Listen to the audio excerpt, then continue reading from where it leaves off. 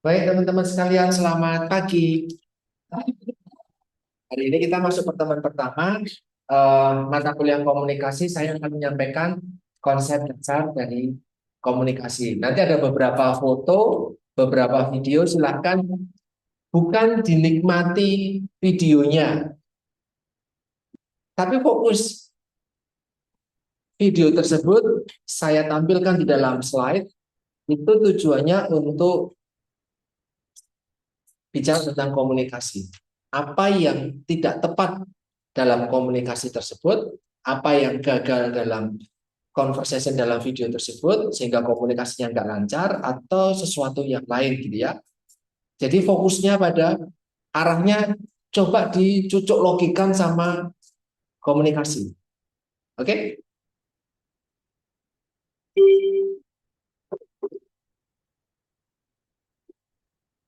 Nah, ini video yang saya yakin teman-teman eh, pernah melihat karena belum lama ya. Kita lihat dulu 1 sampai 2 menit.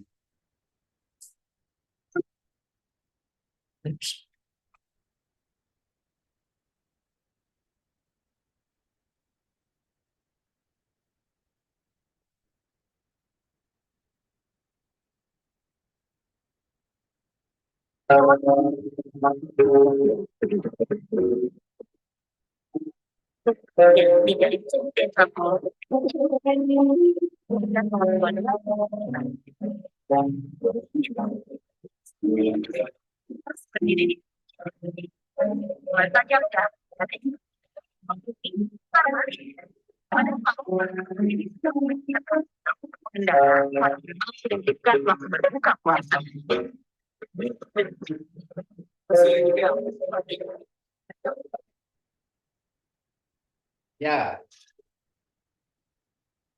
ada hal apa yang bisa kalian ambil di sini? Angkat tangan dulu dong, ngomong. Ayo, ini mata kuliah komunikasi, jadi jangan kebatinan. Saya bukan dosen religiusitas, jadi kita nggak bisa bicara dari hati kan. Ya, kita ngomong. Mbak Tias.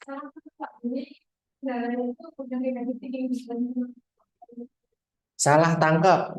Jadi dia, para pengendara sudah punya terlanjur negative thinking. Ya, ada lagi pendapat. Salah tangkap Mbak Manda.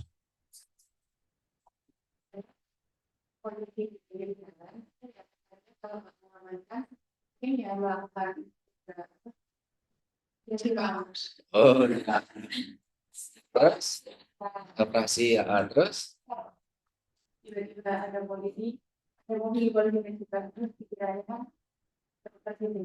mm-mm. Oke, ada lagi Mas Andra.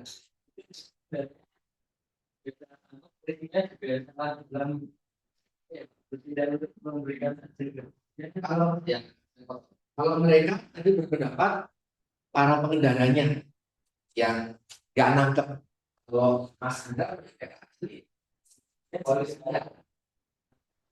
Itu konteksnya kan nggak seru, Pak. Itu kan dapat nenteng-nenteng mana dia, Pak. Jadi dia pengendara lain juga. Oke, bawa ya, oke, ada lagi. Oh, harus bagaimana biar maksud baik dari polisi tersebut tersampaikan dan takjil tersalurkan tanpa ada mispersepsi, miskomunikasi. Harus bagaimana? Ada itu? Kalau kalian mau hadirin tempat itu, harus bagaimana biar tidak mispersepsi? Anyone? Ayo, Mbak siapa? Mbak Bias.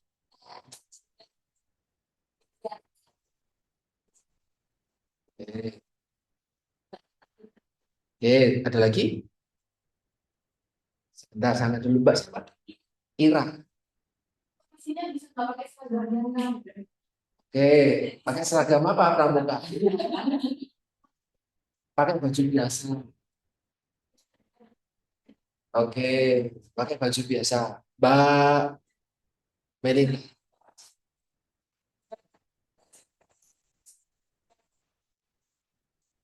Oh, berarti diomongin. Oke, ada lagi? Ada lagi? Tadi Mbak Manda? Oh, sudah. Mas Sandra. Oke,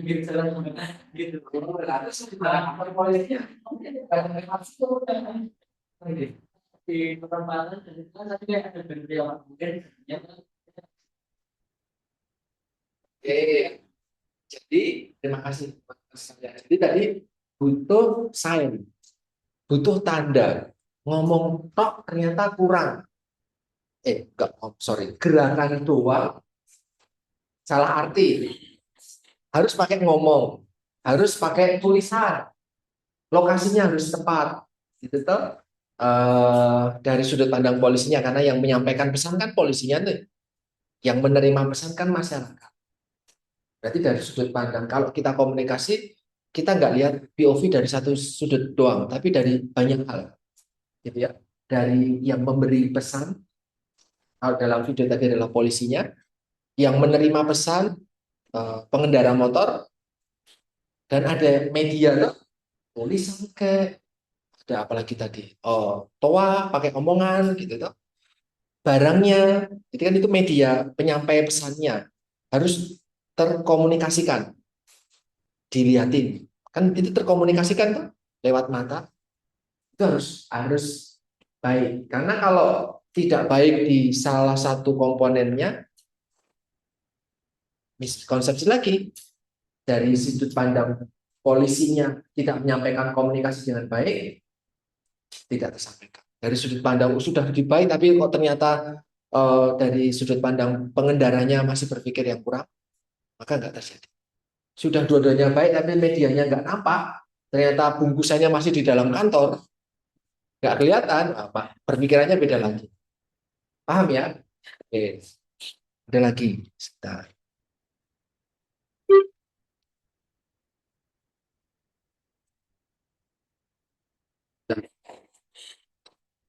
Ini bukan sih ya?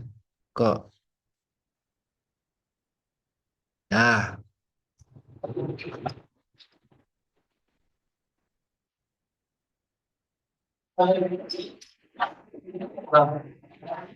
mana Mbak?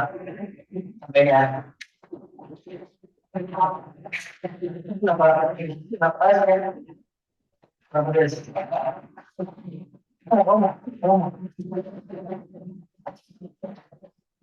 Ada lagi ya, sembilan.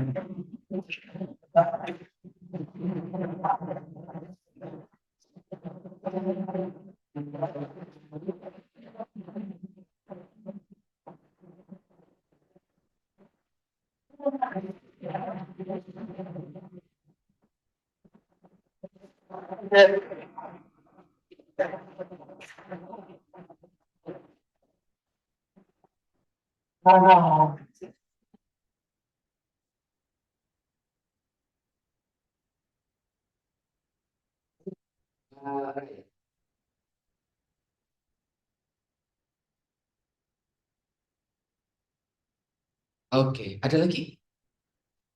Kalau mau sesuatu itu disampaikan. Jangan cuma sama gestur. Wong kamu bisa ngomong kok. Kecuali kamu, maaf, ada gangguan, ada keterbatasan sehingga tidak bisa menyampaikan secara verbal. Itu pun ada bahasanya tersendiri ya. Sehingga orang nangkep maksudnya apa. Tapi kalau cuma hah doang, siapa yang tahu gitu kan? Saya ini menyampaikan juga kalau kalian punya maksud, punya sesuatu untuk disampaikan, ngomong. Jangan harap orang memahami kamu hanya dengan melihat kamu kedip-kedip. Gitu kan? Oke, pentingnya komunikasi. Ada lagi. Sorry, kok punya saya gerak-gerak terus.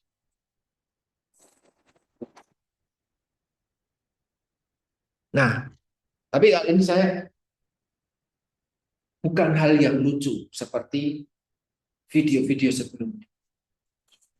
Ini kasus mungkin sudah cukup lama. Eh, Mungkin teman-teman ada yang pernah melihat, mengetahui, atau mungkin ya, baru pertama kali melihat. Ya, waktu itu sempat trending dan jadi permasalahan. Kalau tadi adalah komunikasi secara umum, ini Orang-orang nakes semua nih. Teman-teman adalah calon tenaga kesehatan yang mungkin kalian bisa banget di posisi tersebut. Ketika salah, tidak tepat, atau bahkan mungkin etika, tidak beretika di dalam praktek kalian ke depan sebagai seorang tenaga kesehatan. Yang pertama, ini ada berita ya, konten TikTok para perawat joget-joget di klinik hemodialisis, di unit hemodialisis. Di sini ada bapak-bapak ibu-ibu yang sedang cuci darah atau menjalani terapi hemodialisa, para perawatnya malah bikin konten TikTok joget-joget di sini. Dianggap tidak beretika karena tidak di tempatnya. Kecuali mau joget-joget mungkin di parkiran atau mungkin ketika ruangannya masih kosong atau apa. Tapi di sini masih banyak keluarga dan pasien sedang menjalani terapi. Dianggap tidak beretika. Oke. Yang di atas ini sudah cukup lama tapi sangat gempar waktu itu dari kampus Jogja. Ya, ini kampusnya Jogja nih. Saya nggak perlu nyebutin. Kampusnya Jogja waktu itu. Pasien cowok mana udah cakep seumuran lagi.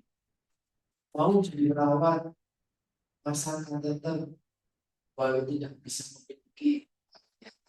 Menurut saya itu bukan hal yang baik. Nanti teman-teman juga akan melayani pasien dan nggak bisa pilih-pilih. Sudah sepuh, kami ibu-ibu nggak maunya cuma mas-mas, saya kayak gitu. Maunya ya mas-mas, ya. Nggak pilih-pilih. Kalian nggak boleh pilih-pilih pasien. Dan ketika ada pasien, nggak dibawa untuk ke konten sosmed seperti ini. Nangkep ya maksud saya ya. Ini termasuk komunikasi juga yang kurang tepat sebagai seorang tenaga kesehatan. Apalagi ini adalah siswa praktek.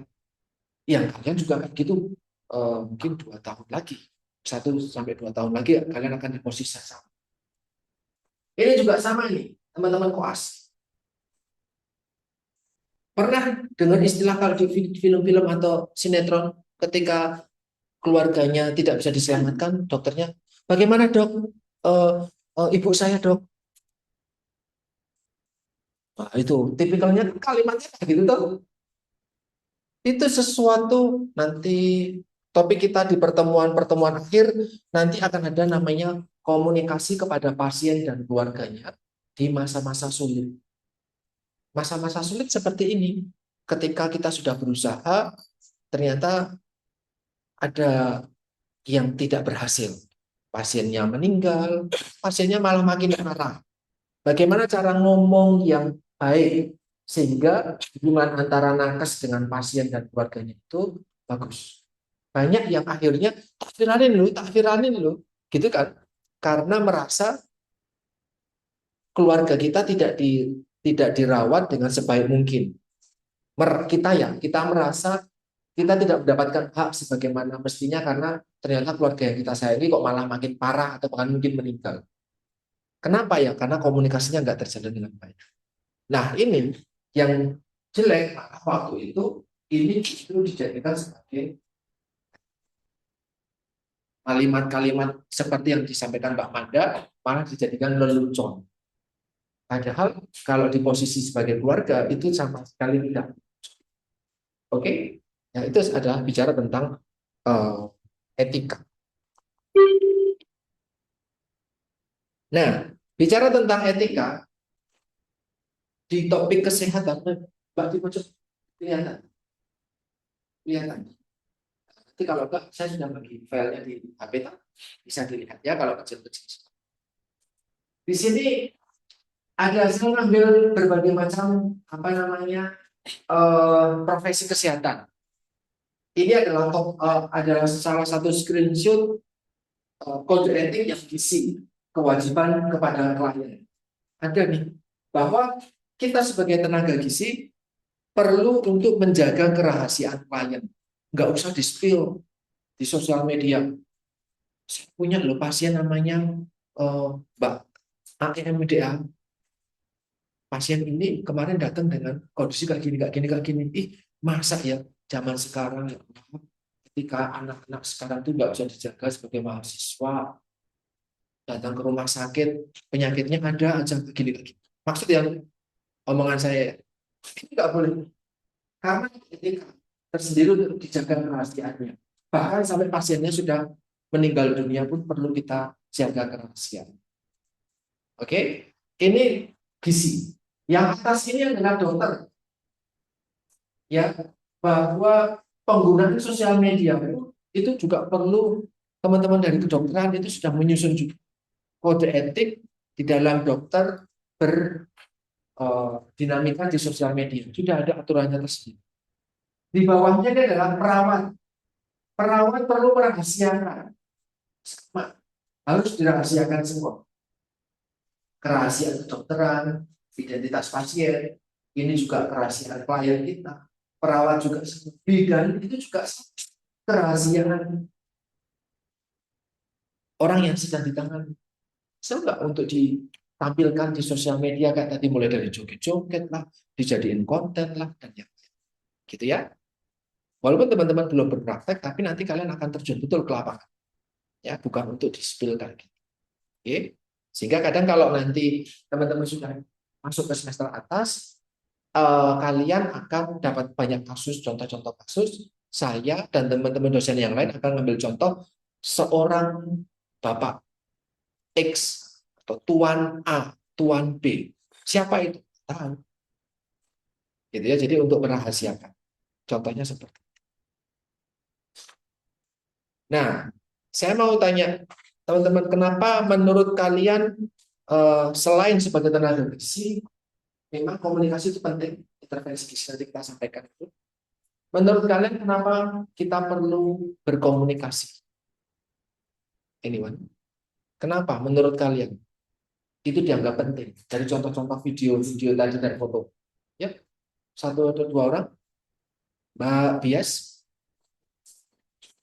kalau kamu pengen sesuatu, biar saya tahu ya kamu harus menyampaikan itu lewat komunikasi. Haruskah komunikasi lewat ngomong, Mbak Bias? Apakah harus ngomong dalam berkomunikasi? Ngomong verbal? Hmm? Haruskah? Misalnya kamu pengen sesuatu, Pak, saya pengen nilainya A. Haruskah kamu ngomong ke saya, Pak Dian, saya pengen nilainya A? Biar saya tahu maksudmu adalah minta nilai A. Itu haruskah secara verbal? Tidak. Selain pakai omongan, aksinya ngapain?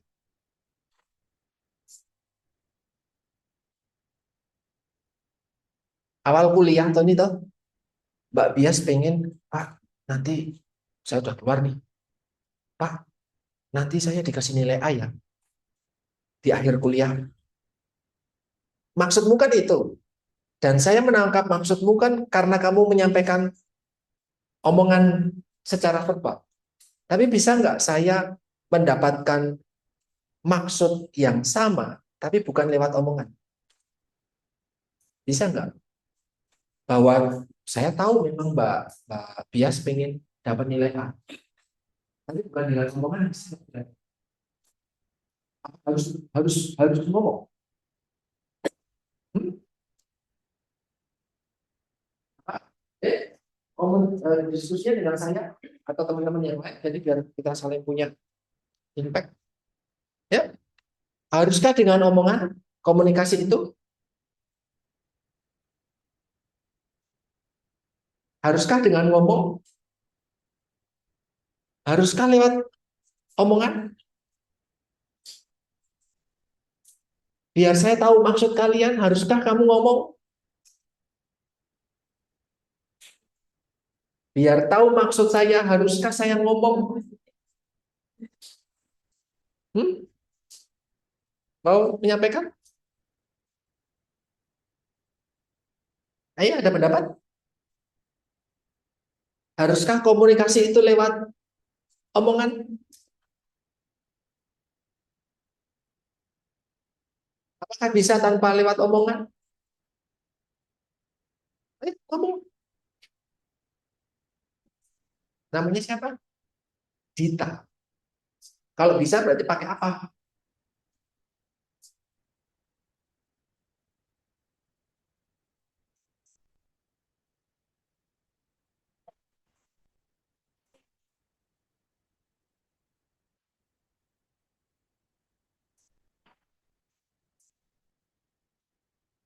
Nah, kalau saya kan saya nggak tahu ya.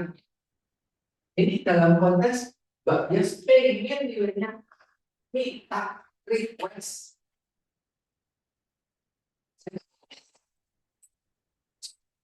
Mahasiswa.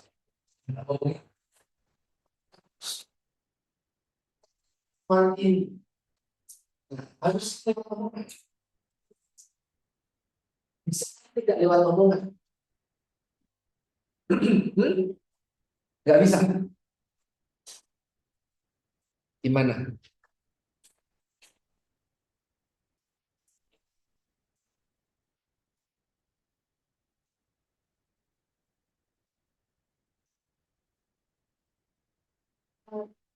Kalau mungkin kalau dari tindakan mungkin juga kurang bisa nanti karena yang dia lakukan jadi kayak tidak bisa memberikan.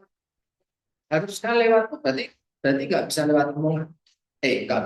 Harus lewat omongan. Oke. Nanti ada yang tidak sependapat dengan Mbak Amanda dan yang lain tadi? Ada yang beda pendapat? Enggak, berarti harus lewat omongan. Berarti apa-apa harus ngomong. Pegang dulu ya. Nanti setelah slide-slide selanjutnya teman-teman akan, oh iya ding. Nah, gitu ya. Akan ada momen oh iya ding. Nah, gitu ya. Momen oh iya ding. Itu saya tadi komunikasi penting biar tahu maksudnya. Ada lagi. Satu lagi aja deh. Kenapa komunikasi itu penting? Kenapa pun kita harus belajar komunikasi? Masa diajarin ngomong? Selain biar apa namanya tadi maksudnya dapat dipahami, apalagi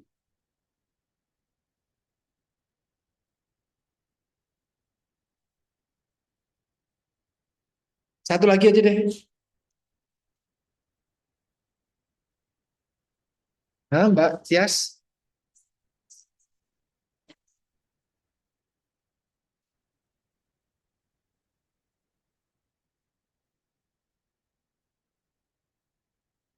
oke, berarti menghindari konflik karena persamaan persepsi itu maksud saya ini diterimanya juga ini.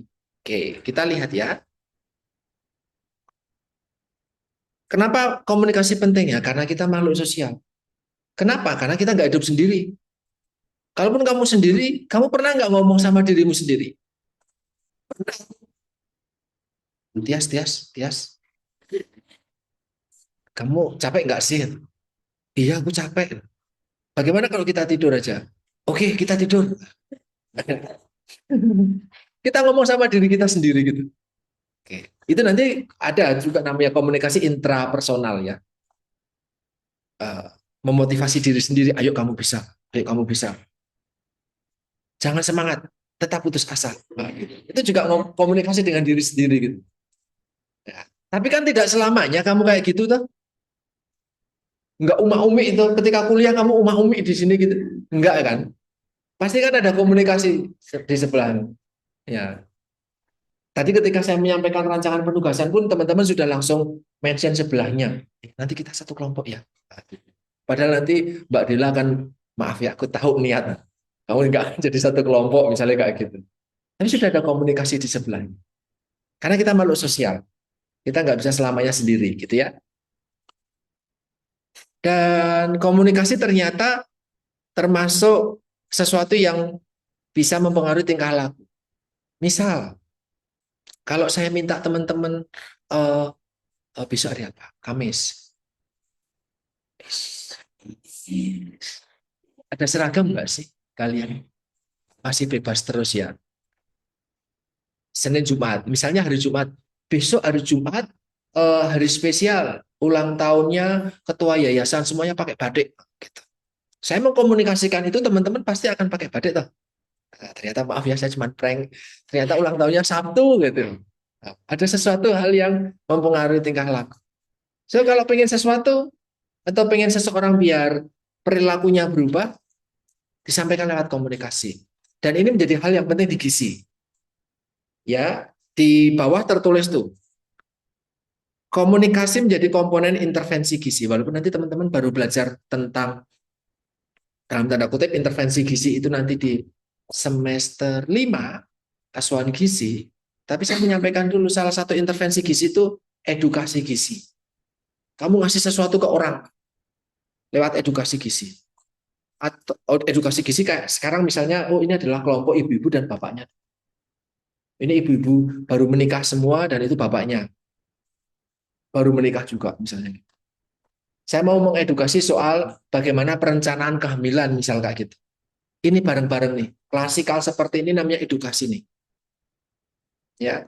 Bisa nggak kita datang terus saya di aja gitu? Udah paham toh? Nah, kayak gitu. Bisa nggak? Nggak bisa kan? Nah, intervensi gizi yang pertama adalah edukasi gizi. Lewat komunikasi. Nggak skill ngomong. Kalau secara klasikal. Lebih dari satu orang kliennya. Tapi kalau nanti kepada face to face, masalahnya adalah individual. Pak, saya sudah merencanakan kehamilan bertahun-tahun, tapi ada aja gangguan atau kami belum dikaruniai keturunan. Masalahnya apa ya Pak? Ya kurangnya apa? Dengan orang ibu-ibu di sebelahnya kan permasalahannya berbeda-beda.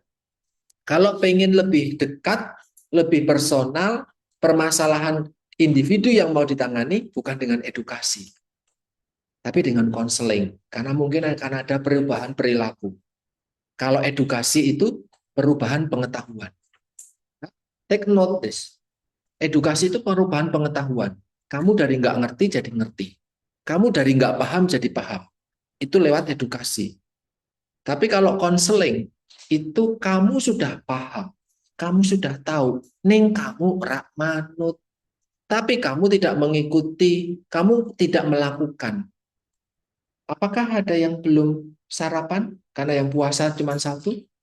Hari ini anak 21, 23. Apakah ada yang belum sarapan? Mbak Nindi, Mbak. Emang puasa nggak sarapan? 40 hari? Nggak makan 40 hari? Nah, ya makan kamu bukan Tuhan Yesus ya. Jadi tadi pagi sempat sarapan. Enggak juga, berarti kemarin. Kemarinnya lagi. Oh ya. Ada belum sarapan selain Mbak Rai tadi? Mbak Bias belum sarapan. Kenapa? Kesiangan terus warungnya tutup. Maaf, waktumu sudah habis. Mbak Bias nggak pengen sarapan. Tapi teman-teman tahu nggak kalau sarapan itu penting? So bisa nggak saya ngasih edukasi terus? Sarapan itu penting. Apakah akan membuatmu jadi sarapan? Oh, Mbak Nindi tadi juga nggak sarapan. Kenapa? Karena kesiangan juga. Satu kos. Kesiangan. Apakah membuatnya jadi sarapan ketika saya cerewet? Enggak. So, konseling. Kenapa sih sebenarnya kok kesiangan? Emang kalau kesiangan nggak sempat bisa sarapan kah? Dan yang lain, dan yang lain, dan yang lain. So, kalau edukasi, kamu nggak ngerti jadi ngerti. Kalau konseling, kamu ngerti, tapi kamu nggak melakukan. Jadi melakukan. Ya, dan kayak gitu harus lewat komunikasi. Itulah kenapa mata kuliah komunikasi juga diajarkan di teman-teman gizi, gitu ya, karena akan mempengaruhi perilaku, perubahan perilaku. Bisa dipahami? Oke. Tadi mengurangi ketidakpastian, biar dapat informasi, biar dapat maksudnya seperti apa, biar tidak ada persepsi yang berbeda, harus dikomunikasikan. Tadi saya menyampaikan rancangan penugasan secara verbal, ya kan? Bahkan saya tulis lagi di papan tulis, kalian masih bisa baca. Bahkan saya kasih rancangan penugasannya dan RPS. Kalian bisa baca lagi. Ada banyak paparan yang terjadi tuh. Komunikasinya berkali-kali tuh. Sehingga tadi Pak Dian ngomong apa ya, saya tadi masih ngalamun nih. Gitu. Nah, jadi bisa lebih paham. Ya, ada komunikasi di situ. Mengungkapkan perasaan.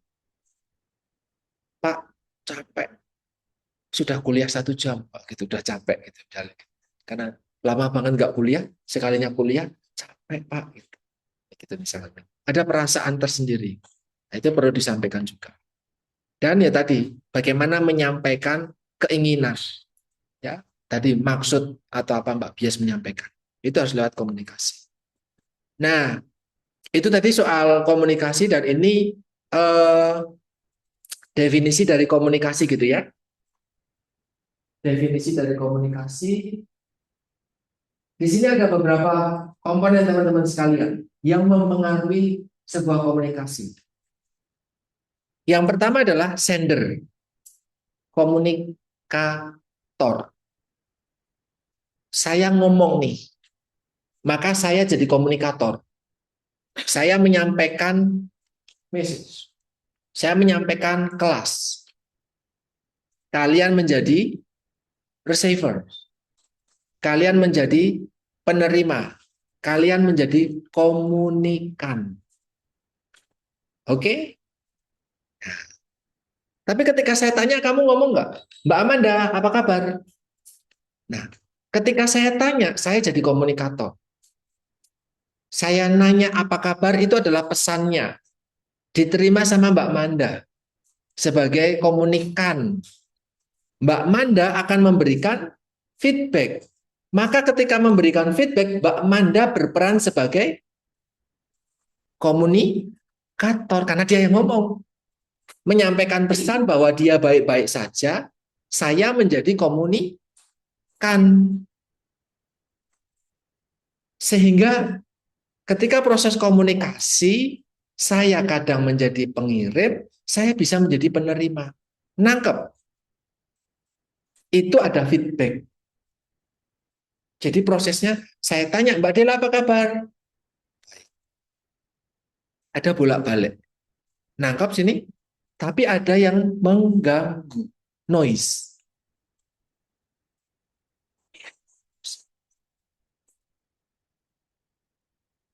Tersampaikan nggak pesan saya? Tidak. Bahkan Mbak Mela Rose ya. Mary Rose nggak sebelahnya kan Mary Rose nggak merespon karena pesannya tidak tersampaikan. Ada feedback nggak? Nggak, bahkan dia Oma Omi melihat saya gitu tuh nggak tersampaikan karena ada noise, ada gangguan di situ. Kelasnya berisik sekali misalkan, kita terhalang kaca, tembok dan yang lain. Saya ngomong di sini, kamu di seberang sana, sini. Lupa dia ngapain kok dada-dadai kamu? Pak, gitu. Padahal saya sini gitu. Ya pesannya tidak tersampaikan. Dan yang namanya komunikasi tidak berjalan dengan lancar kalau di setiap tanda panah ini ada masalah. Oke, saya kirim pesan. Mbak Dela, sebagai PJMK, bikin perubahan jadwal. Saya nggak bisa ngajar jam 8, jam 9. Ternyata pesannya terkirim, tapi dari receiver, kamu nggak punya kuota. Maaf Pak, HP saya belum terinstall WhatsApp. Nah, bisa nggak pesannya tersampaikan? Tidak bisa. Kamu mau menyampaikan, ternyata saya lagi out of sinyal. Juga tidak kembali ke saya feedbacknya. Oke? Nah, itu setiap titik ini ada problem, pesan komunikasi, proses komunikasi nggak bisa lancar. Bagaimana problem dan hambatannya? Kalian akan dapatkan nanti ketika tugas ketiga ini. Ya, jadi harapannya besok ketika bikin video, jangan yang mulus-mulus aja yang diambil. Walaupun ketika di lapangan ternyata mulus semua Pak, saya relatif nggak ada hambatan. Seriously, nggak ada hambatan. Dipikir betul-betul, karena bisa jadi hambatan itu datang dari diri sendiri, dari orang yang diajak ngomong, atau dari media omongan. Kamu harus teriak-teriak. Gitu. Pak, saya harus teriak-teriak. Lah kenapa? Lah saya komunikasinya di pinggir rel kereta. Kalah sama announcer dari PT KAI kan announcernya keras banget itu. Kamu nyaingin mereka nggak bisa. Itu termasuk hambatan. Oke? Nah, ini adalah tujuan komunikasi secara umum. Teman-teman nanti bisa dibaca lah Bagaimana kalian bisa mengenal diri kalian atau orang lain, biar bisa dimengerti, kamu bisa memahami orang, gagasan bisa disampaikan dan bisa diterima, ada kerjasama yang dibangun, maka mata kuliah ini eh, tugasnya tim semua. Karena harapannya ada komunikasi interpersonal, gitu ya. Dan ada orang lain yang bisa digerakkan untuk melakukan sesuatu. Itu tujuan secara umum. Tapi kalau untuk gizi, karena tadi intervensi gizi ada dua, yaitu adalah edukasi dan konseling, ada tujuan yang perlu kita dapatkan atau akan kita dapatkan dari komunikasi yang efektif sebagai seorang tenaga gizi.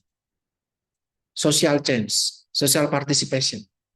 Kamu mau melakukan, kemarin ada itu tuh, katanya HGN mau bikin PKM ya, angkatan kalian terlibat di situ sebagai uh, narasumbernya juga itu tuh, yang melakukan itu tuh. So kalian harus ngomong toh ibu-ibu biar datang kan nggak berdoa aja. Ya Tuhan gerakkanlah hati ibu-ibu untuk datang.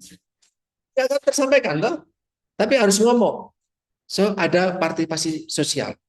Ketika ibu-ibunya mau membawa, biasanya tidak membawa buku kaya, ini harus membawa buku kaya, disampaikan, maka ada social change, perubahan sosial. Ada perubahan perilaku juga, bahkan perubahan opini. Opini kan berarti pengetahuan, betul? Selama ini ada hoax yang kamu percaya banget nggak di sekitarmu? Orang sekitarmu percaya banget sama hoax, yang kamu tahu itu hoax, itu mitos, itu sesuatu yang tidak tepat dalam konteks makanan, gizi, kesehatan. Tapi kamu belum kuasa untuk mengubah itu. Ada nggak? Sudah maju semua kan masyarakat di sekitarmu, termasuk keluargamu sendiri mungkin? Anyone? Ada? Kamu sering eyal-eyalan sama mereka? Ada nggak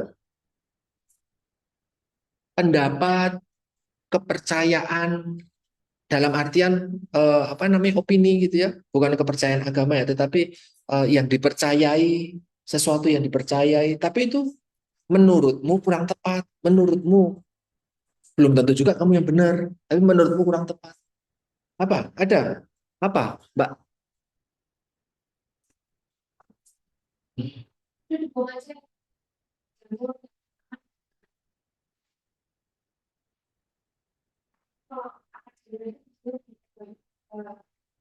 Oke. Sayang ya, gitu ya.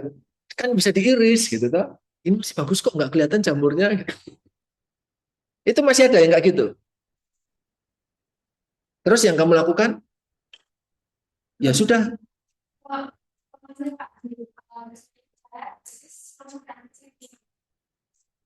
ya jamur. Oh. Terus apa yang terjadi dengan ibumu ketika kamu tahu, beliau tahu kamu membuang rotinya? Pasrah, aduh anakku gitu.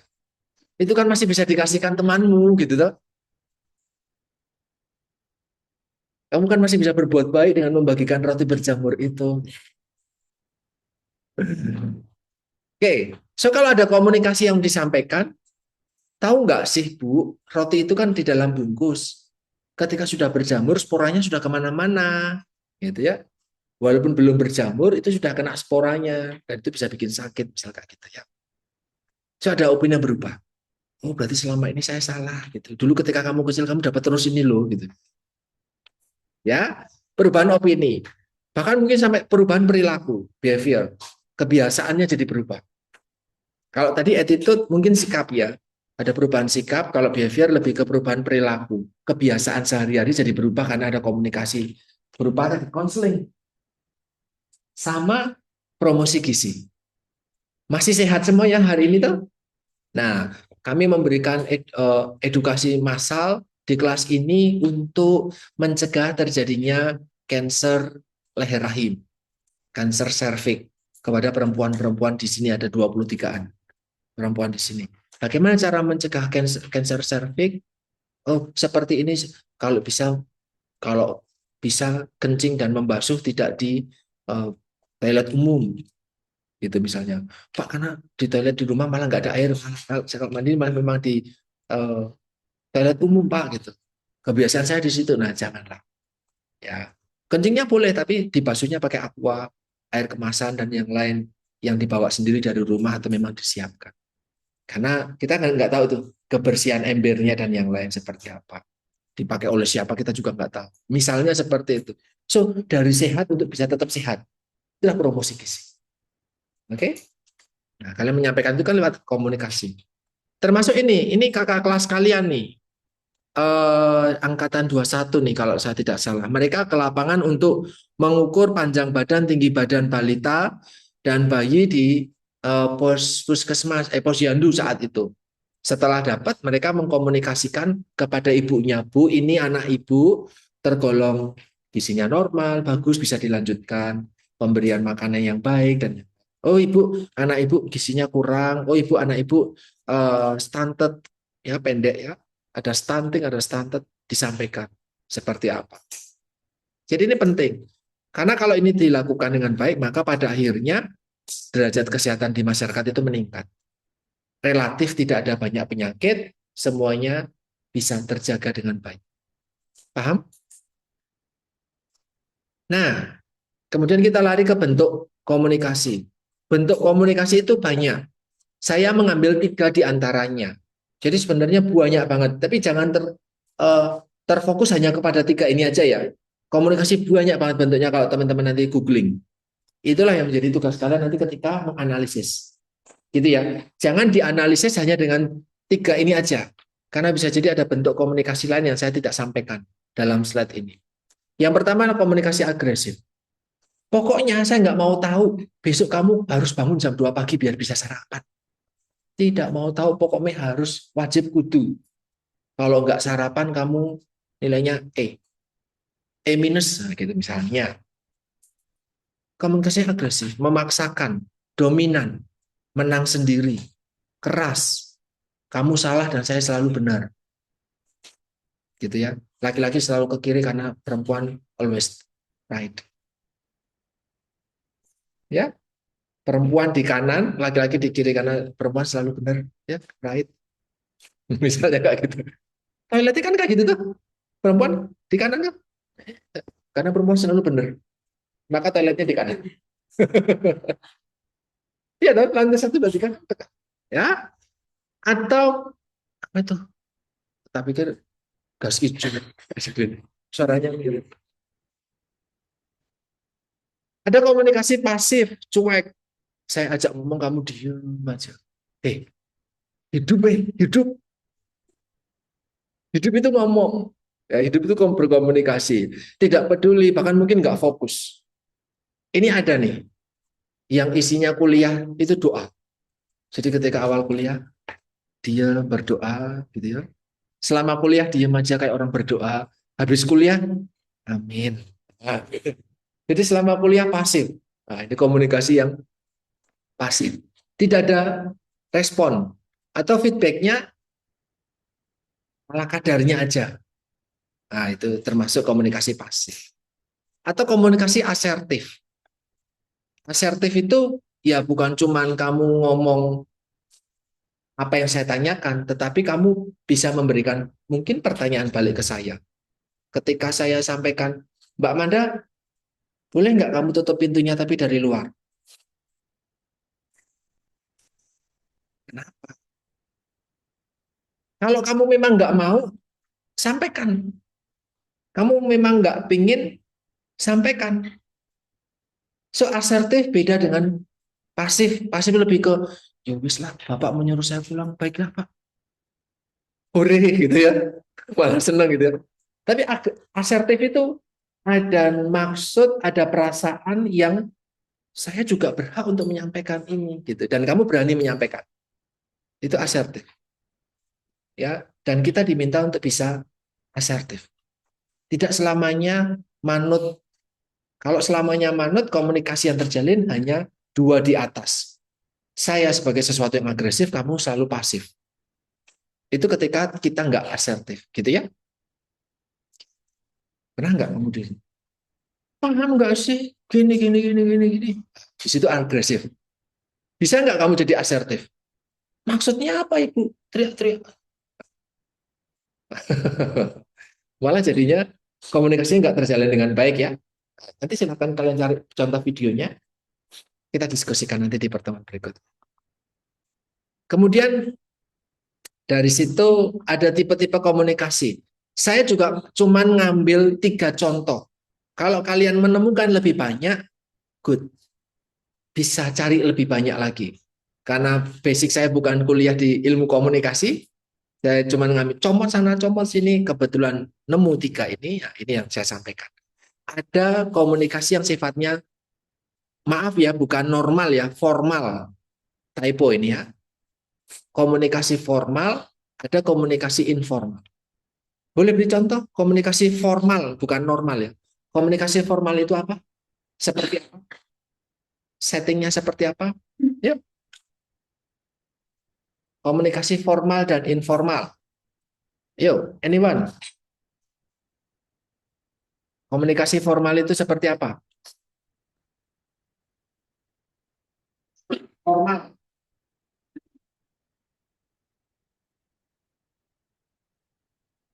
Komunikasi formal seperti apa?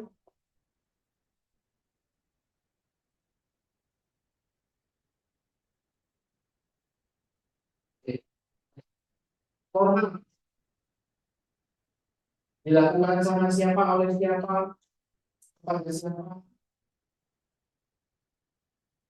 Boleh kasih contoh?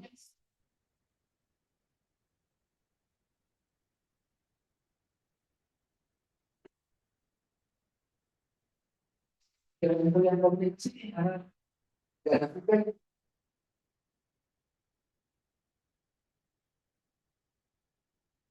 Komunikasi formal. Ya, ini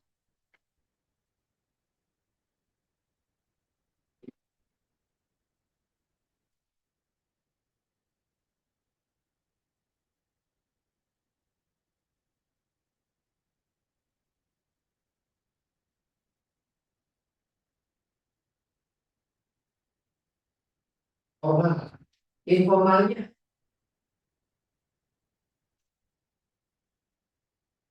gimana? Soalnya tadi teman-teman mengingatkan tadi, informal. Formal juga gimana? Bedanya kan cuma dipanggil Pak Jen dan teman-teman. Komunikasi formal dan informal. Gimana? Anyone? Ayo kan show hand please, jangan berembang-berembang. Berembang ambil tulis. Siapa? Mbak Manda. Formal ya, bukan normal nih, saya typo.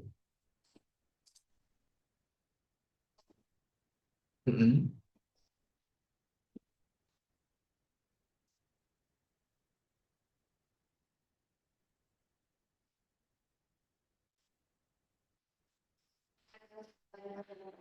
kan tidak Oke, ya. Jadi kalau komunikasi yang sifatnya formal, memang ada aturannya tersendiri, ya. Disampaikan kepada siapapun, termasuk kamu ke teman-temanmu, ini bisa sifat komunikasinya formal. Ketika bahasa media yang dijadikan, pesan yang disampaikan memang ada aturannya tersendiri. Namun demikian, kalau secara informal ya, dengan bahasa lugas sehari-hari, mahasiswa ke dosen bisa nggak informal? Bisa juga. Ketika tadi ketemu di jalan, hai, dan yang itu bukan eh, percakapan yang formal. Gitu, gitu. Kemudian ada verbal dan non verbal. Verbal itu seperti apa? Verbal itu yang kalian tahu diucapkan, ngomong, itu komunikasi verbal. Kalau non verbal di bahasa isyarat, oke. Terus tulisan, oke. Terus hmm, pakai simbol, oke. Gestur, oke. Ada lagi. So kalau tadi saya sampaikan, Kalau Mbak Bias pengen nilai A, bisakah maksud tersebut hanya disampaikan lewat ngomong secara verbal? Tidak, bisa disampaikan lewat tulisan. Pak, ini ada sedikit buat Bapak. Oh iya, cuma sedikit. Apa nih, Mbak? Bapak baca aja. Mau pengen nilai A. Nggak ngomong tadi ya, tapi saya bisa nangkep tuh maksudnya. Nangkep ya tadi ya. Nanti momen, oh gitu toh. Munculnya sekarang. Ya, jadi bisa komunikasi secara non verbal juga. Kalau saya bilang, diem toh.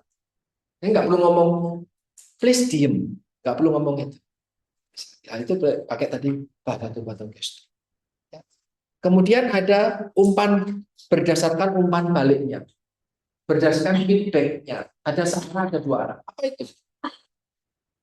Searah itu apa? Dua arah itu apa?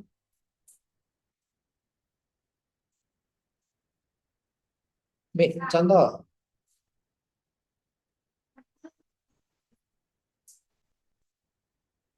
Kalau saya di bawah karena sih nggak bisa gerakin Pak.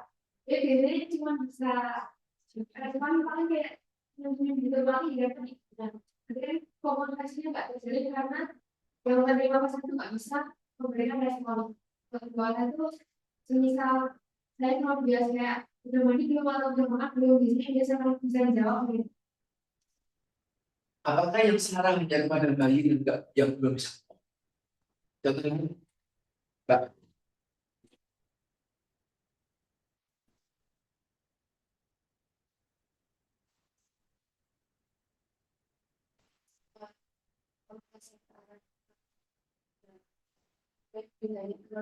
kan feedbacknya ya terus duduk. Feedback nggak harus lewat ngomong. Ya. Nah, apalagi searah itu yang seperti apa? Kayak teman lagi konflik berantem gitu terus yang satu itu cuma gini-gini gitu Pak kayak nggak ada respon dan nggak ada umpan balik kayak apa sih pertanyaan dia tuh apa terus kayak dia nggak solusinya apa jadi cuma dari aku tuh Oke, ada lagi. Nanti ada rekaman. Ada lagi. Searah itu apa? Komunikasi searah.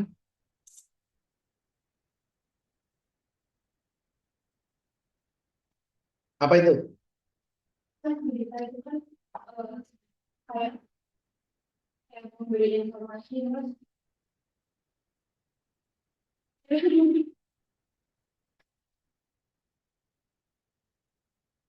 Ya, ada nggak kamu terus mengirim ke RCTI? Terima kasih, beritanya bagus. Terima kasih atas informasinya. Ada nggak? Ya, ada koran, koran radio, kirim-kirim salam. Ya, balik ya, gitu. Enggak kan? Saya komunikasinya nggak ada feedback secara langsung. Itulah komunikasi sekarang. Presiden ngomong, besok pagi harga minyak kita turun jadi Rp2.000. Satu saset. Gitu. Kamu ya ngedumel doang, ya, ya, ya. Pak Presiden tahu nggak? Oh, dumelanmu.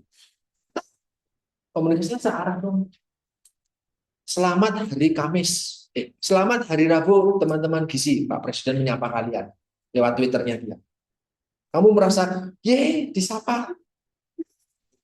Terus kamu langsung semangat gitu kuliah. Apakah itu komunikasi searah? Apa dua arah? Searah doang loh. Karena kamu cuma ya, memberikan feedbackmu, beliau nggak akan tahu. Itu misalnya ya, komunikasi searah. Nah, ini contoh komunikasi dari presiden yang berbeda. Ini Jokowi. Tipikal komunikasinya Jokowi ketika hari-hari besar atau hari-hari tertentu di eh, nasional saat itu disampaikan. Dia selalu membuat ada konten kreator seperti ini. Pernah ngikutin? Apa tipikal yang sering dicari? Selain itu, kucing oranye. pasti dicari mana nih kucing oranye gitu. Di setiap gambar selalu ada kucing oranye. Nek kamu ngikutin Twitternya Jokowi tempo tahun yang lalu, selalu ada. Ini komunikasi searah atau dua arah. Karena ya walaupun kamu bisa membalas tweet beliau, tetapi beliau tidak membalas kamu toh. Ya searah toh itu. Nah, ini tipikal komunikasinya beliau dengan kartun seperti ini. Yang kemudian saat ini diikuti oleh Muhammadiyah. PP Muhammadiyah juga sama. Tren-tren terbaru, tapi tidak ada kucing di sini. Tapi tren-tren terbaru betul. Kemarin nih, Stefania, ya, PSN tetap bertahan, PSIM bertahan di Liga 1, apa naik ke Liga 1. Sekali, ya tak, biru. Terus kemudian apa namanya? Maaf saya nggak begitu lihat. Ya, sebarkan sebar kebaikan dan ikan yang mention coachingnya ngumpul di depannya karena dikira-kira mau nyebarin ikan. Lucu nggak komunikasinya? Formal atau tidak? Informal. Kenapa harus informal? Kenapa pesannya harus informal? Seperti Jokowi ini, pesannya informal, pesannya informal, lewat gambar yang lucu, menarik. Bahkan kalau kamu lihat PP Muhammadiyah, uh, uh, Twitternya beliau, ini isi beliau, mereka retweet respon-responnya, memotong-motong sebagian. Lucu kan? Menurut netizen kan hal lucu. Dipotong di posting kemudian di post ini. Nanti di bagian yang lain, di bagian yang lain, pesannya cuma satu, cuma dan dua bukan. Banyak banget pesan yang tersampaikan di sini, tapi ini formal atau bukan? Kenapa harus informal? Menurutmu, ayo tebak maksudnya, kira-kira biar apa? Menarik perhatian. Akrab toh. Muhammadiyah sebagai instansi gede ingin mengakrabkan diri sama netizen. Tapi kita coba lihat. Ini ya, bukan untuk membandingkan ya, jadi ini jangan dibanding-bandingin. Ini tweetnya Prabowo kemarin ketika ini formal atau informal? Paknya formal ya. Aku tuh sehingga Amin terima kasih. Nah, kalau gitu kan amin gitu kan. Tidak ada respon yang sifatnya nyari-nyari apa gitu kan. Tidak ada kayak yang di sini. Kalau di Jokowi saya bilang betul. Pasti nyari-nyari kucing. Kucingnya pasti lagi ngapain kucingnya. Di sini saya nggak melihat kucingnya ngapain di hari perempuan. Ah mungkin ya beda ilustrator ya. Mungkin sehingga komentarnya pasti mana kucingnya gitu kan. Kalau yang di sini tidak ada. Nah, di sini nampaknya, nah ini kucingnya di sini kucing. Ini nampaknya kaku. Walaupun ini bentuknya video ya 9 atau 6 detik, tapi 6 detik ini apa namanya ini lampionnya cuma turun cuma. Ini segitu toh. Gerakan tuh. Tren. Selamat Imlek, wes aku. Kamu sebagai netizen kan, G, amin, terima kasih gitu kan. Formal, kaku. Jadi tidak akrab, jadi tidak dekat, jadi ada jarak. Tapi kalau yang sebelumnya enggak. Mana yang baik? Tergantung perspektif kita.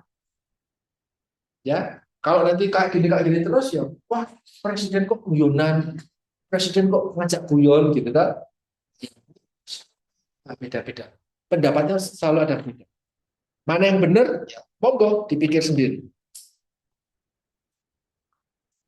Nah, ini sekarang kita belajar tingkat komunikasi. Ada yang level individu, intrapersonal, umum-umi dewe. Tapi bukan orang yang sedang gangguan jiwa, beda ya. Ya, gangguan jiwa dia memang ada permasalahan ya, bukan memang niatnya ngomong sendiri. Nah, tapi ini ngomong dengan diri sendiri, kontemplasi. Kamu apa namanya, eh, in- eh, menilik dirimu sendiri. Misalnya, berkomunikasi dengan dirimu sendiri. Ketika berdoa itu kan juga berkomunikasi dengan dirinya sendiri, kan? Ya Tuhan, berikanlah hambamu ini roti, kuning. Ah, kamu balikan ya. Ya, malah bingung. Tapi kita ngomong, relatif ngomong dengan diri kita sendiri. Intrapersonal. Harus formal atau informal? Selamat pagi diriku. Hari ini hari Rabu, pada tanggal ini, aku berbicara denganmu informal ya. Ada juga interpersonal dengan satu penerima atau beberapa penerima. Seperti sekarang ini saya menjalankan komunikasi interpersonal. Nah ini butuh keterampilan tersendiri karena nggak semuanya bisa menyampaikan dengan baik gitu ya. Pesannya tetap tidak selalu tersampaikan dengan. Saya punya teman-teman dilatih untuk belajar komunikasi interpersonal secara berkelompok, ya, kelompok kecil. Ini mungkin kelompok kecil. Ketika dibandingkan dengan teman kelas 0 yang bisa sampai 50 lebih, tentu mereka lebih besar. Tapi ini besar juga kalau dibandingkan sama satu tim kecil lah. Ini organisasi ya. Nah, kalau organisasi sifatnya teman-teman lagi rapat AGN misalnya, orangnya sama kan, tapi konteksnya mungkin berbeda. Ngomongin tugas itu kan organisasi. Ya. Organisasi dalam hal ini bukan berarti harus ada lembaga itu, bukan. Tapi bikin tugas pun itu termasuk organisasi karena ada tujuan tertentu. Komunikasi publik, kalau publik ya tidak terkumpul misalnya lewat radio. Misalnya Prabowo, Presiden Prabowo menyampaikan di TV serentak semua stasiun televisi. Oh, masyarakat Indonesia silakan buka Twitter sekarang karena sekarang ada kasusnya Kim So-hyun. Silakan direspon. Butuh masyarakat Indonesia untuk merespon itu segera. Tidak berkumpul dalam satu titik. Betul kan? Kasihan. Saya nggak tahu. Saya nggak tahu ya, maksud saya ya. Itu komunikasi publik, tidak terkumpul dalam satu tempat. Tapi bedanya dengan komunikasi massa. Kalau komunikasi massa, nanti siang itu ada komunikasi massa. Siapa yang nanti siang nanti datang? Nanti siang ada yang datang dari sini, Mas Andra. Tok, tok. Oke, siap. Apa acara hari nanti? Orasi dari calon ketua Stikes yang baru. Itu komunikasi massa. Karena terkumpul di ruang, paham. Dan yang lain, kamu cuma dapat noise-nya doang, komunikasi publik. Cuma dapat noise, tidak ikut kumpul di sini. Ya, ngintip-ngintip dari sini. Oke, ini adalah elemen dari komunikasi. Ada sender, ada receiver, ada komunikator, ada komunikator, ada komunikan, ada pesan yang disampaikan, ada media yang digunakan untuk menyampaikan pesan. Inilah pesan-pesannya. Ada feed, ya sama seperti yang tadi proses komunikasi yang tanda pada. Inilah kenyataannya.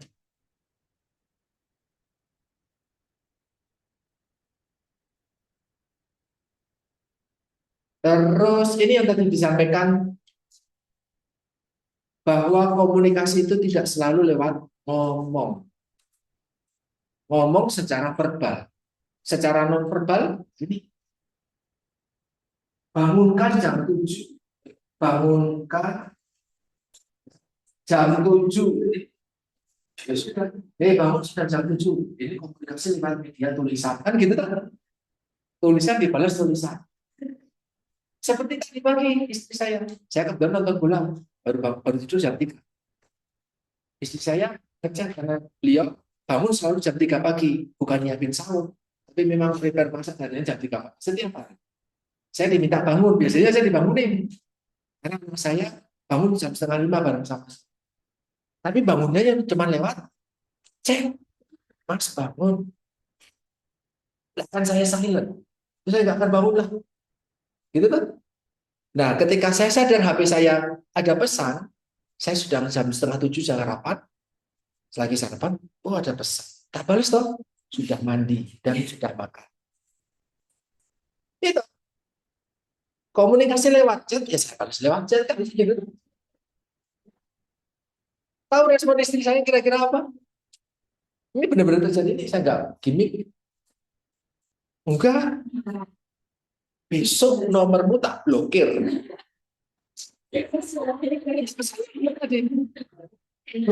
Saya langsung pesan, ya saya balas toh.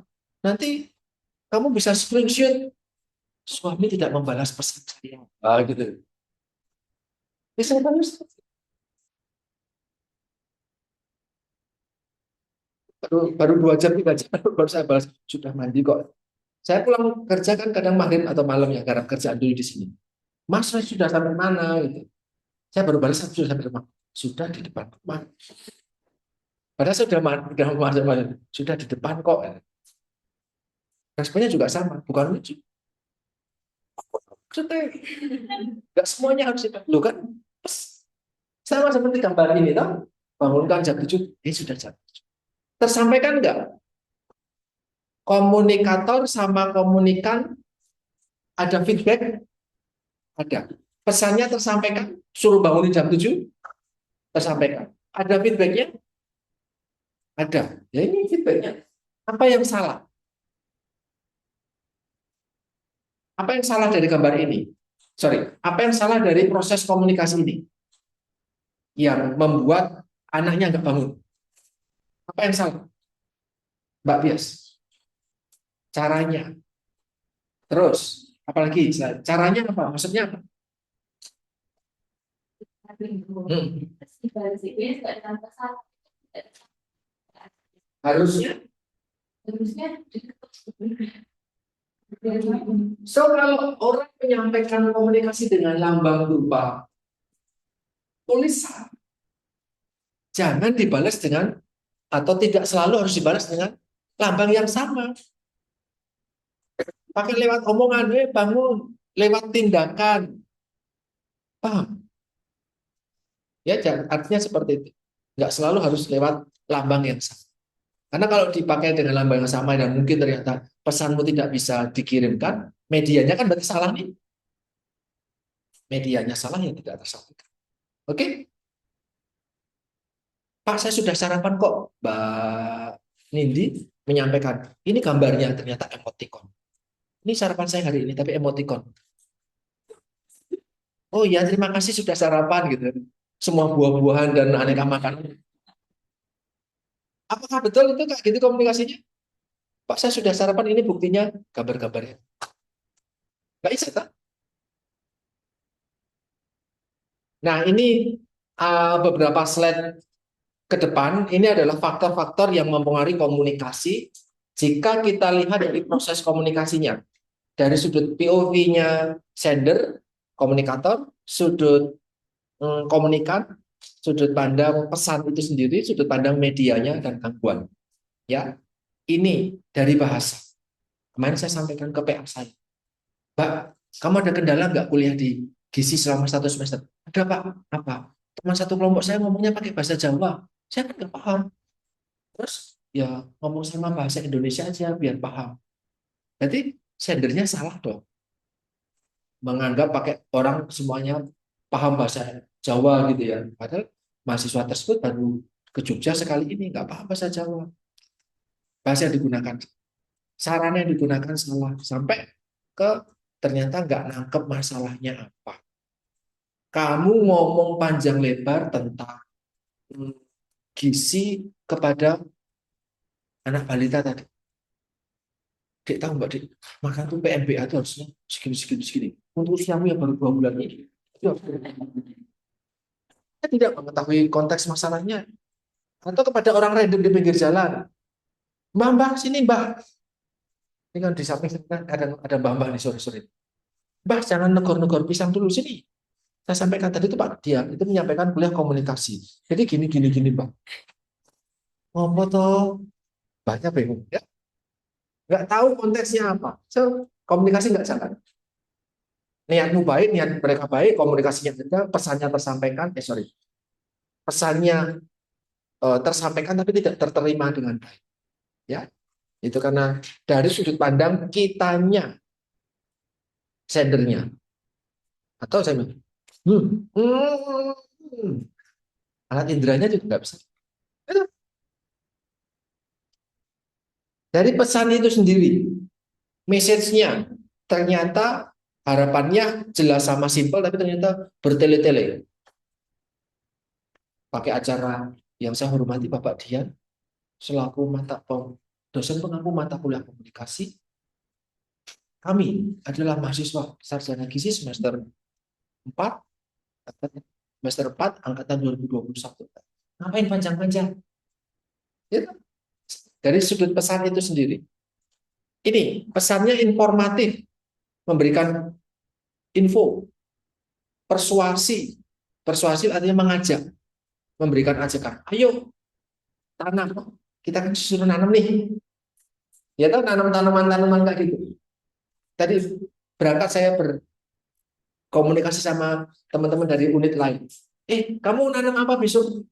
Ya nggak modal. Apa ya nggak modal? Suket, suket. Tanam rumput. Gua di situ. Yang lain disuruh bunga dan yang lain kamu rumput. Wah, terus saya ngajak teman-teman lain mau bawa rumput dari depan rumah. Jadi nggak modal. Nah, potnya kan modal pinjem. So persuasi, ngajak gitu atau koersi. Rasa kakek ngomong, marahin, paksa, nah, gitu. Dan yang lain. Saya nggak sempat sarapan Pak. Sarapan bikin saya mual. Wah jujur gitu. Itu koersi. Ada paksaan di situ. Itu termasuk pesan, gitu ya. Oh kamu nggak taat berkendara, gebuk langsung. Misalnya kan, nggak pakai helm, kepalanya digebuk. Siapa nggak pakai helm? Sehingga kamu pakai helm. Atau dulu nggak pakai masker itu kan, suruh pulang tuh, masuk kampung nggak pakai masker kan diusir. Momen COVID dulu ada koersif di situ. Pesannya apa? Pakailah masker. Kalau nggak tak usir. Nah, gitu. Itu bentuk pesan. Dari sudut pandang feedback, penting nggak sih kamu menyampaikan, saya menyampaikan, teman-teman jangan lupa besok pakai baju. Titik. Kasih Pak Dian kirim-kirim jam segini malam hari lagi. Siapa yang lupa pakai baju? Misalnya, nggak penting juga disampaikan. Nggak perlu dijawab, baik Pak, itu nggak perlu juga. Cukup tanda kinerja, misalnya gitu. Atau sifat umpan baliknya memang harus. Teman-teman fast respon, saya butuh segera balasan dari kalian. Kita akan balas dengan cepat. Gitu ya. Atau waktu. Seberapa deadline dan pentingnya, sorry, secara sudut pandang waktu seberapa pentingnya segera dibalas atau direspon. Dari sudut pandang penerimanya, yang satu nggak mau ngomong, yang satu nggak dengar ngomong. Pria tidak berbicara, pria tidak mau mendengar. Sudah tahu. Pria itu selalu salah karena dia tidak mau menerima, nggak ngomong kan nggak mendengar. Jadi saya sudah tidak komunikasi, tersampaikan nggak komunikasi di sini. Alat indera di situ ya. So kalau kamu besok melakukan komunikasi, karena kan kalau ini di sini memproduksi video, lihat siapa sasaran yang kamu ngomong itu.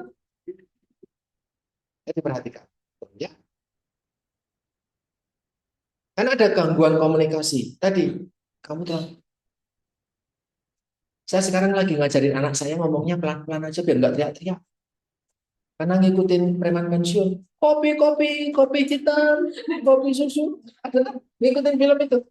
Ini lagi jualan kopi itu. Yang dulu pemalang itu, sekarang kan jualan kopi. Anak saya hafal. Kopi hitam, kopi mix, susunya ada. Yang dingin tidak ada. Setiap hari, setiap malam. Saya sekarang ngajarin.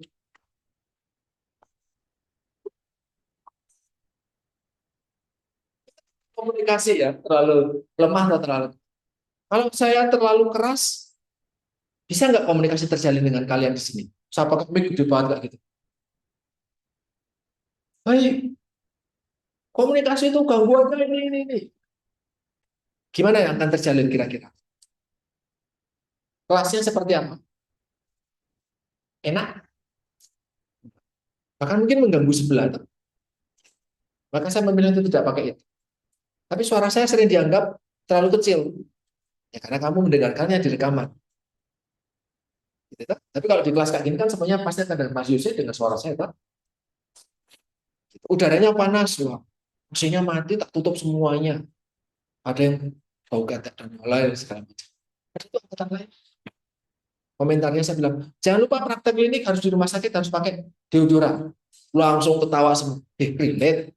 Iya, ada yang bau. Tapi nggak saling siapa. Dia, Bapak juga tahu. Bapak juga tahu. Berarti kamu mengorbankan saya untuk mencium. Harus pakai. Karena di rumah sakit nggak boleh bau ketek. Pasien kan sudah sakit ya kasihan. Beneran teman-teman. Karena kemarin waktu di rumah sakit Bethesda kita praktek di Bethesda juga, kepala instalasinya juga menyampaikan serupa. Tidak boleh mahasiswa bau ketek. Praktikum. Saya tahu kamu capek dan baju cuma bolak-balik dipakai itu doang, itu doang, itu doang. Karena kan jasa mematar cuma punya satu tuh. Baju praktek cuma punya satu atau dua. Lagi musim hujan kan nggak kering-kering aja. Bolak-balik, bolak. Kamu bisa bayangin nah, baunya seperti apa. Nggak bikin kacau indera itu tuh. Oh, oh. Mau edukasi gizi ke pasien, pasiennya nggak boleh cepet nggak itu. Kenapa? Tadi faktor pribadi seperti prasangka video pertama ya soal polisi dan pengendara motor tadi, kalian ngalamun nggak fokus kuliah, nggak fokus, pernah atau sering?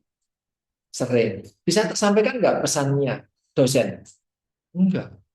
Ngomongin apa sih Pak Dian ini bikin capek kuliahnya, serius banget kuliahnya, malu, nggak percaya diri, dan yang perasaan tidak cakap, artinya tidak cakap bukan ganteng atau cantik, bukan, tapi tidak mampu berkomunikasi dengan baik. Cakap dalam ini kecakapan dalam berkomunikasi. Nah, ini hambatan komunikasi banyak banget ya. Saya nggak akan sampaikan satu-satu, bisa dibaca. Sudah dikasih HP sama anaknya.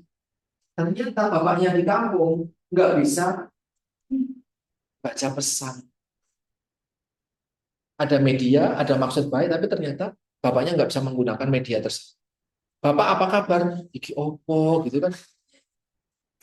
Neneknya pakainya di telepon dengan suara kan bisa. Nanti hambatannya bisa dibaca sendiri nih. Dan untuk meminimalkan hambatan, ini adalah hal-hal yang bisa kalian lakukan besok ketika di lapangan. Tapi menawa ada hal lain, kalian akan dapatkan sendiri secara mandiri di lapangan. Gitu ya. Mungkin hambatannya, yes. Upaya untuk meminimalkan hambatan akan banyak. Perbaikan komunikasi. Saya Noni, saya mengucapkan ulang tahun untuk saya sendiri. Harta karun musik antik selamat ulang tahun aku yang cantik. Gak ada yang ngucapin, dia ngucapin sendiri. Gak apa-apa. Pede, nah itu ini beneran nih, gede banget lagi. Buahnya nggak dimakan semua, semoga aku tambah cetar. Ini anak sendiri. Oh, nggak tahu nih. Nah, ini berarti ngerjain, Pak. Teman-teman yang ngerjain. Saya Tias, saya bias. Ayo sarapan bias. Nanti disindir terus sama Pak Diana. Kabar bias. Saya lagi makan. Nah, pasang di terminal Condong Catur situ. Ya, keterampilan interpersonal silahkan diperbaiki. Kesadaran diri kalian silahkan diperbaiki. Nanti akan ada pertemuan untuk meningkatkan kompetensi interpersonal kalian. Gitu ya, di pertemuan 3 atau 4. Dan ini ada 7 prinsip ya, 7C, 7 prinsip komunikasi yang efektif. Ben komunikasinya efektif. Biar apa yang disampaikan diterima dengan baik dan dipahami dan ada feedback yang sesuai yang diharapkan. Ini 7C. Silahkan nanti dibaca. Ada Corteus, complete, consideration, correct, concrete, consis, sama clear. Apa maksudnya? Apa contohnya? Silahkan dibaca. Waktunya nggak cukup, gitu ya. Itu 7 prinsip yang penting. Silahkan nanti Perhatikan. Nah, ada video yang menarik nih.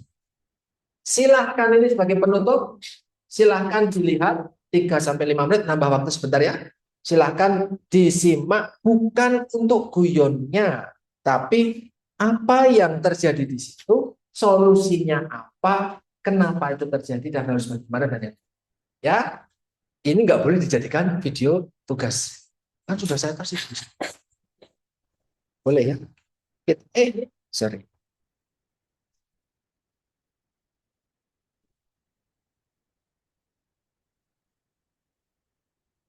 Saja permainan tradisional yang dilakukan sambil nyanyi. Udah.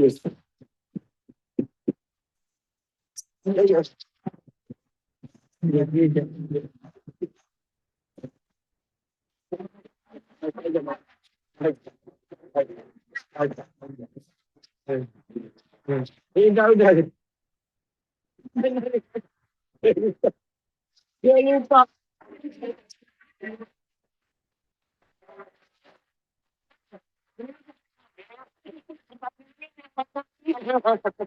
Ini satu bisa dengar, nggak bisa jauh. Yang satu kayaknya bisa jauh, tapi nggak bisa dengar. Tapi udah ditekan. Ini belum tentu benar juga. Siap ya Pak Jibot ya. Itu Pak. Oke.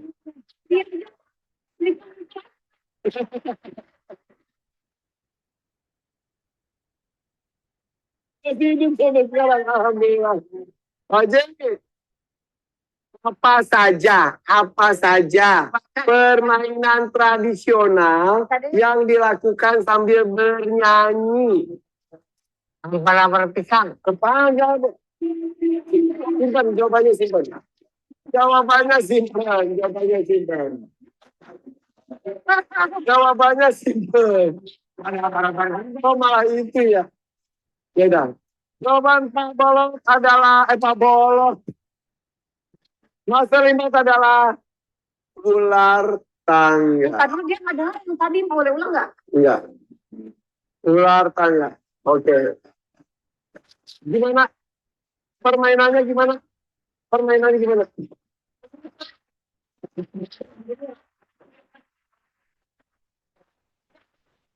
Itu ular tangga. Ini ular. Ulang dulu ya. Oke. Ya. Oke. Jawabannya ular tangga ya. Ini ada lagunya, bukan ular tangga. Ular tangga. Jawabannya ular tangga. Ya, nggak bisa diganti ular naga. Ular tangga tadi. Ular tangga. Tadi bukan ular naga, tapi ular tangga. Survei membuktikan. Ular tangga.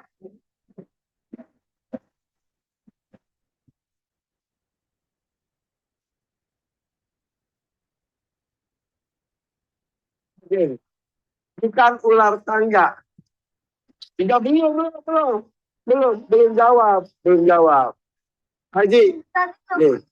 Apa saja permainan tradisional yang dilakukan sambil bernyanyi? Jawabannya. Ditulis tadi tuh, Malim. Jawabannya apa? Pak ya. Jawaban. Bisa ditulis. Jawab aja, jawab. Apa-apa.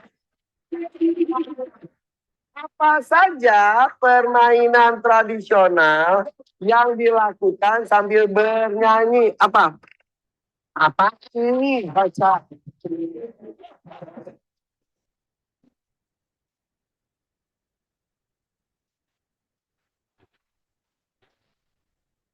Ayo. Oke.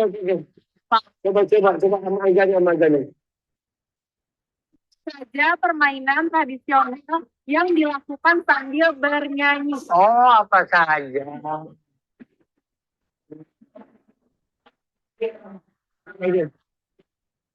Apa yang kalian dapatkan?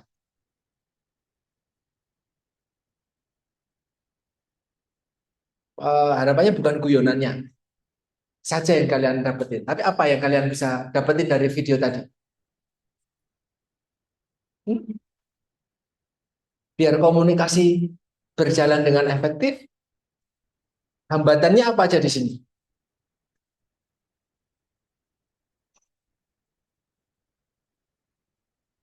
Hambatan dan solusi. Hambatan A, solusinya A. Apa? Contoh satu aja. Satu-satu. Yang terlihat tadi. Ya, ini slide terakhir. Anyone? Ayo ngomong. Salah satu hambatan itu adalah nggak pede tadi. Itu ngomong. Manda.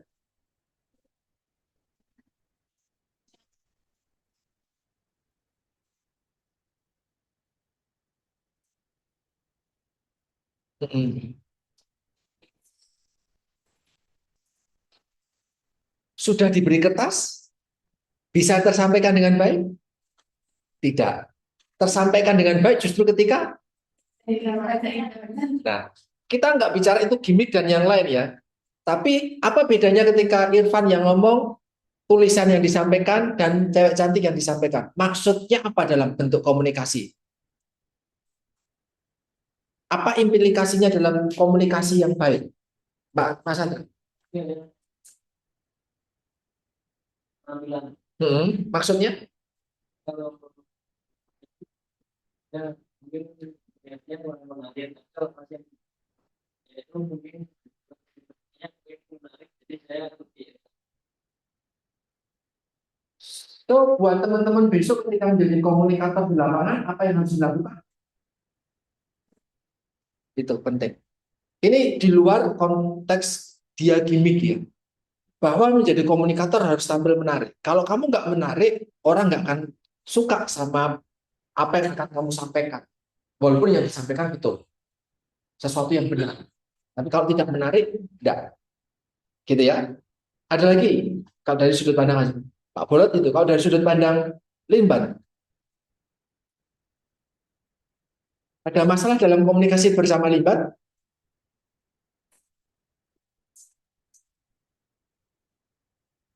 Limbat nggak bisa ngomong. Komunikasinya dengan tulisan. So, masih bisa terjalin komunikasi? Bisa.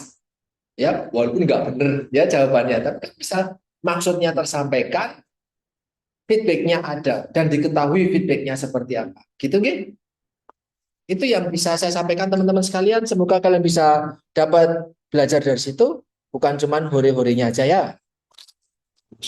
Saja Nih, permainan tradisional yang dilakukan sambil nyanyi. terpencet lagi. Oke, teman-teman sekalian, terima kasih buat pagi hari ini. Kita ketemu lagi di pertemuan selanjutnya. Terima kasih buat hari ini. Kita ketemu lagi di pertemuan berikutnya. Di pertemuan kedua nanti teman-teman akan bersama Bu Ariana. Selamat pagi, matur nuwun.